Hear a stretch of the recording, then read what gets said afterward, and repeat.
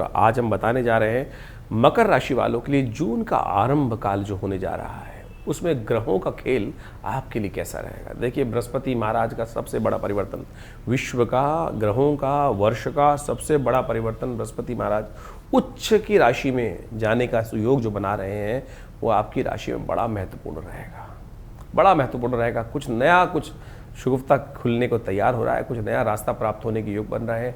आपके वर्चस्व में चीज़ें खुलने की रास्ते बनते दिखाई दे रहे हैं। लेकिन ये परिवर्तन ध्यान रखना है आपकी राशि के दृष्टिकोण से, कहाँ आपके लिए अच्छा होगा, कहाँ आपके लिए लाभदायक है। ये जो ज्योतिष की गणनाओं के अनुसार से ग्रहों का योगायोग बन रहा है, पूरी तरह से अच्छे से समझ लें समग्र प्रभाव। क्योंकि इस जून के आरंभ काल में शुक्र बृहस्पति दोनों के दोनों जैसे एक युति में चल रहे थे, इससे पहले फिर युति में तो बनेंगे, लेकिन कुछ अच्छा नया रास्ता भी आपको देने के योग बनाते दिखाई देंगे।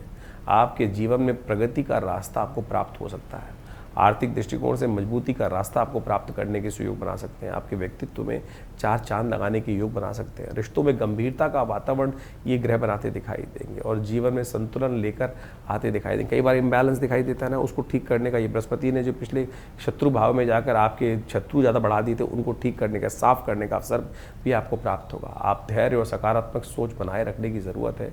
जून के आरंभ काल में ये ग्रहों का परिवर्तन आपके लिए कई सुअवसर प्रदान करने की योग बनाता दिखाई दे रहा है। काम धंधे रोजगार के क्षेत्र में देखा जाए तो ये जून की शुरुआत में मंगल ग्रहों का जो परिवर्तन हो रहा है, ये मेहनत का फल लाभ देगा, स्थिरता प्रगति देने के योग भी लेकर आता दिखाई दे रहा है। बृहस्पति का ये परिवर्तन करियर में, काम धंधे में विस्तार के योग बनाएगा। वहीं शुक्र जो है वो कार्यस्थल में सहयोग और संबंधों को अच्छा करने के रास्ते, चाणक्य नीति का इस्तेमाल करते हुए आपको काम करना पड़ेगा, भिड़ने की ज़रूरत नहीं है।